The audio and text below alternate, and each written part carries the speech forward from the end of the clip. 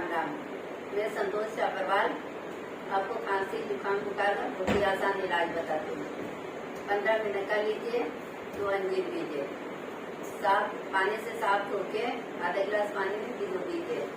रात को भिगो के सुबह आधा गिलास दूध लीजिए 15 मिनट का, और 2 अंजीर दूध में डाल दीजिए, और बचा हुआ पानी रहता उसको भी छान के डाल दीजिए, और 10 मिनट तक सिम गैस पर उबाल लीजिए, और मिनट का अंजीर खा लीजिए और दूध पी लीजिए।